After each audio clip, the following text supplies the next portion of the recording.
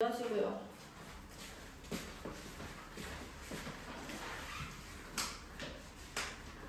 자, 그거 보시면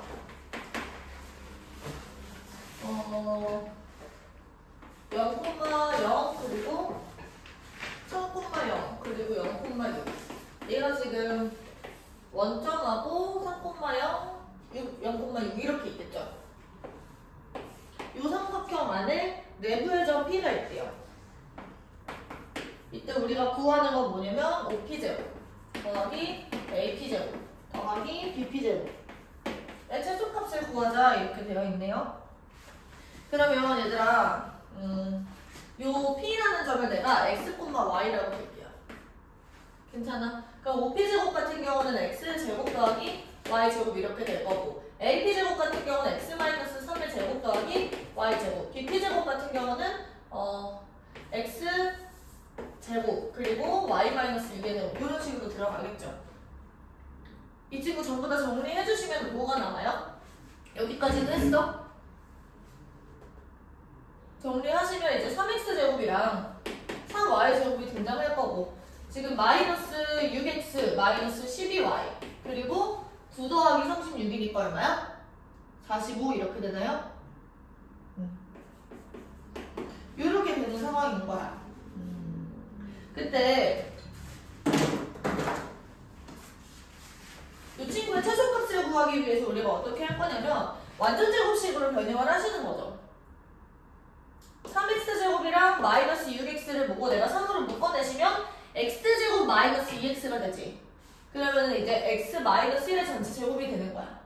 그 다음에 3y제곱이랑 마이너스 12y를 보고 3으로 묶어내시면 y제곱 마이너스 4y가 되니까 y 마이너스 2의 전체 제곱이 되겠죠.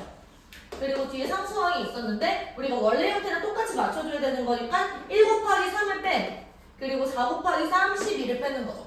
이게 뭐가 되는 거냐면 얘가 다시 쓸게요. 3x-1의 제곱 더하기 3y-2의 전체 제곱 그리고 플러스 30 이렇게 되고 있는 상황인 거야. 그럼 여기서 얘들아 이 x랑 y의 전체 제곱은 0보다 크거나 같다 이렇게 될 수 있는 거지. 근데 여기서 x가 1이고 y가 2일 때 1,2는요 지금 요 밑에 들어가 있는 거 괜찮을까요?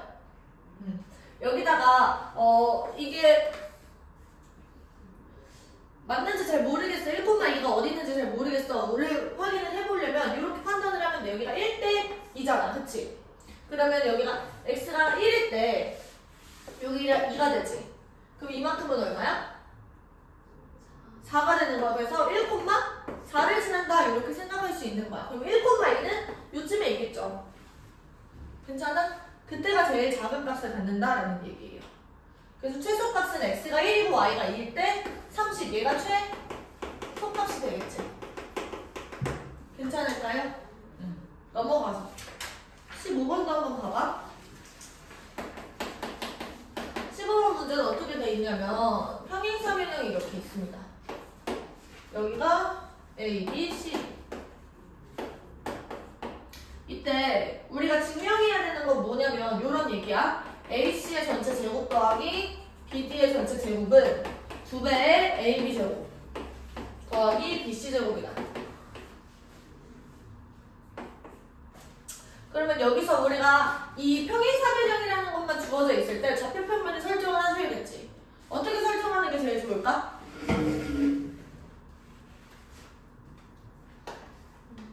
뭐 정답은 밖에 없지만 제일 편한 거는 이제 B라는 점을 원점으로 설정하는 게 제일 편할 것 같아요. 그래서 내가 여기를 Y축, 여기를 X축 이렇게 줄게. 그리고 이 점을 A, B라고 줄게요. 그리고 이 점을 C,0이라고 둘게. 그러면 얘들아 여기서 이 두 개의 중점이 일치한다라는 걸 통해서 D점의 좌표를 거꾸로 쓸 수도 있는 거야. 그러면 보세요. X좌표를 우리가 볼 건데 X좌표는 A점의 X좌표와 C점의 X좌표의 합은 B점의 X좌표와 D점의 X좌표의 합이랑 같은 거야. 근데 A랑 C의 X좌표 합이 얼마야? A 플러스 C지. 근데 얘는 0이잖아. 그러면 이 친구의 X좌표는 A 플러스 C가 된다라고 우리가 생각할 수 있는 거죠. 괜찮아? 근데 여기서 얘랑 얘랑 평행하니까 이 친구의 y제곱은 뭐가 돼? b가 되는 거지. 그러면 여기서 AC의 제곱을 우리가 식으로 나타내시면 이렇게 됩니다. A-C의 제곱 더하기 B제곱. 그리고 BD 같은 경우는 A 플러스 C의 전체 제곱 더하기 B제곱. 괜찮을까? 그 다음에 2배. AB제곱 같은 경우는 지금 어떻게 되냐면 A제곱 더하기 B제곱 이렇게 나와요. 그 다음 BC제곱 같은 경우는 C제곱 이렇게 되는 상황인 거지. 그래서 이 친구를 정리하면 이 친구가 된다라는 걸 우리가 확인할 수 있는 거예요. 괜찮을까요? 네. 넘어가서 21번도 같이 한번 봅시다. 문제 한번 다시 읽어보세요. 나 그림에서 한번 그리고 있을게.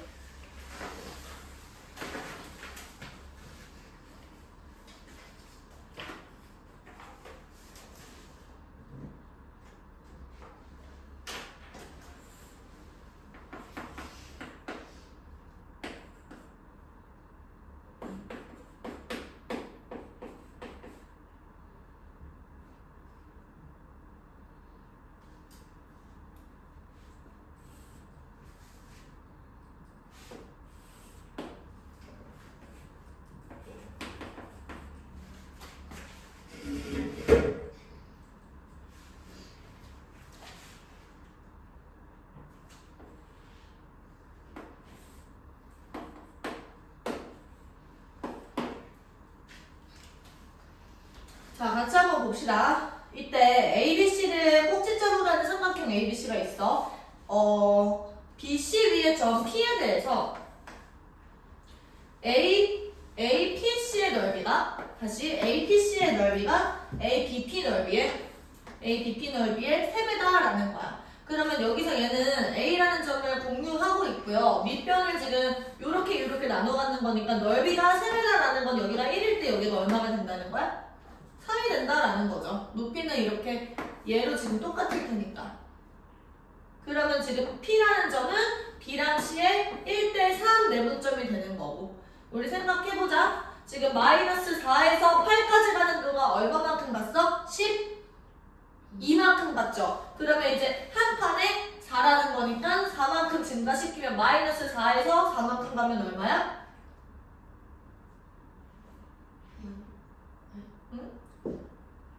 마이너스 4에서 8만큼. 그러면 10이니까 한 칸에는 3이지.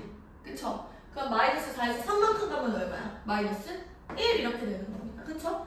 그 다음에 마이너스 5에서 7로 갈 때도 우리가 12만큼 증가하는 거니까 한 칸에 3이야. 그럼 마이너스 5에서 3만큼 증가시키면 마이너스 2 이렇게 되는 거고 피해 좌표가 이렇게 된다라는 걸 알 수 있지.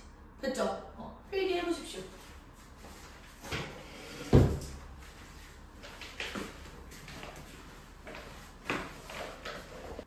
언제부터 어때요? 기대된다. 내심을 알려줬네. 네. 이너센터라고 해서 보통 I라고 표현을 해요. 외심은 이제 아우터센터 해가지고 O라고 표현을 많이 하고. 자, 내심에 대해서 잠깐 얘기를 하면 삼각형의 내심의 성질은 뭐냐면 얘도 그 삼각형 안에 내접하는 원이 있잖아. 이렇게. 그럼 이 내접원의 중심을 내심이라고 하는 거거든? 그러면 얘들아 우리가 고등과정에서 우리 중학도형을 따로 배우는 과정은 없으니까 너희들한테 내가 보통 많이 세대를 시키는 편이거든? 이럴 땐 이렇게 하고 저럴 땐 저렇게 해. 그냥 내가 시키는 대로 하세요 라고 그냥 얘기를 하는 이유는 뭐냐면 우리가 중학도형 내용을 지금 와서 처음부터 다시 그때처럼 하나하나 세세하게 설명할 수가 없어. 근데 문제에서는 나온단 말이야. 너네 중학교 때 외심 내심 배웠으니까 알고 있지? 이러면서 나오기는 해요. 그래서 내가 간단하게 이럴 땐 저렇게 하고 저럴 땐 저렇게 해. 이렇게 하는 것들을 알려줄 거야. 보시면 직선하고 원이 접하고 있죠? 그러면 뭐 해야 되지? 서윤이랑은 이런 거 많이 했는데 직선과 원이 접하고 있을 땐 뭐부터 해야 돼? 중심과 접점을 연결을 하셔야 돼요. 그 다음에 뭐 해? 수직 표시하시고 그 다음에 반지름 표시까지 하시는 거야.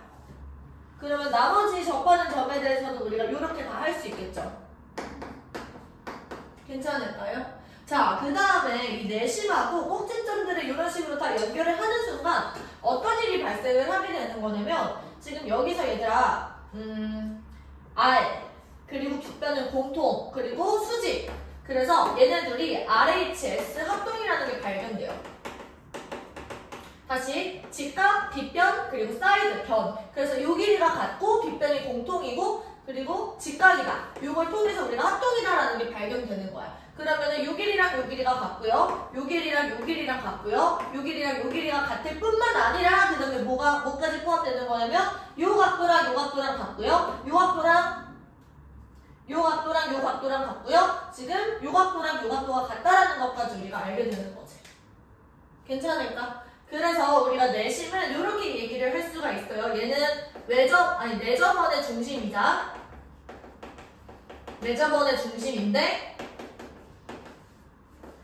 가계, 삼각형 내각의 이등분선들의 교점이다라고 얘기를 할 수가 있는 거야. 괜찮을까요? 여기 삼각형이 이렇게 있어. 그때 삼각형의 내각의 이등분선 얘네들의 교점의 내심이 존재한다라는 거죠. 그래서 여기서 이 I가 얘를 이렇게 지나가고 있을 때 요 각도랑 요 각도가 같다라고 우리가 생각할 수 있다는 얘기야. 괜찮을까요? 자, 그러면 우리가 구하고 있는 건 뭐냐면 여기가 D예요. 이때 D 점을 좌표를 구하자라고 되어 있네. 그럼 우리가 내각의 이등분선 각의 이등분선의 성질에 따라서 이거 대 이거는 요거 대 요거다. 그러면은 지금 요거 대 요거의 비율을 구해서 D가 이거랑 이거의 이거 대 이거 내분점이라고 생각을 하셔야 된다라는 거지. 그러니까 우리가 정확하게 수치를 지금 알진 못하지만 머릿속에 이런 식으로 문제를 이렇게 풀어야겠다라는 계획을 세우고 계산에 들어가는 거야. 무작정 계산을 하는 게 아니라 알겠지? 우리 이거 지금 이거랑 이거 사이의 거리는 언제든지 구할 수 있잖아. 그러니까 머리를 먼저 굴려보는 거예요. 내가 문제를 여기서부터 여기까지 좀 멀리서 바라보는 거죠. 이렇게 풀어야겠다. 그 다음에 세세하게 계산을 들어가는 거야. 자, 근데 요 길이는 어떻게 되는 거예요? 마이너스 4랑 1이니까 25 그리고 144 이렇게 되나? 루트. 자, 요 길이는 지금 16 플러스 9 그래서 여기가 5가 되네. 요 길이는 얼마야? 169니까 13 이렇게 되죠. 그러면 여기서 지금 이거 대 이거가 13 대 5가 된다라는 얘기야. 그럼 D 점의 좌표를 우리가 생각해 볼 수 있겠죠. 마이너스 4에서 5까지 가는 동안 플러스 9가 가는 거죠. 그러면 이제 마이너스 4에다가 전체는 9니까 9 중에서 18분의 13만큼을 간다라고 생각을 하는 거야. 괜찮을까? 마이너스 4에서 출발을 하는 거니까. 아니면 이렇게 생각해도 괜찮아? 이 전체 길이가 9죠. 전체 길이가 9잖아. 근데 한 칸이 지금 총 18칸이니까 한 칸에는 얼마야? 2분의 1이야. 그래서 마이너스 4에다가 2분의 1칸, 즉 4분의 13을, 2분의 13을 더해준다라는 거죠. 마이너스 8에서 1까지 갈 때도 9만큼 가는 거니까 마이너스 8에다가 2분의 13을 지금 더해주는 거야. 그러면 이거는 점의 좌표가 어떻게 되냐면 어차피 둘을 더하라고 얘기를 했나요? 그러면 마이너스 12 더하기 13이네. 답이 1, 요렇게. 괜찮을까? 2분의 13이고 어디서 나온 거냐고? 여기서 전체가 마이너스 4에서 5까지 가는데 9야. 그치? 근데 이게 18칸이잖아. 그러면 한 칸에는 2분의 1인 거야. 근데 내가 13칸에 가야 되니까 2분의 13을 더해주는 거지. 이해됐어요? 네. 필기 한번 해보십시오. 공식 쓰셔도 완전 상관없어. 공식을 알고 쓸 수 있긴 해야 돼요.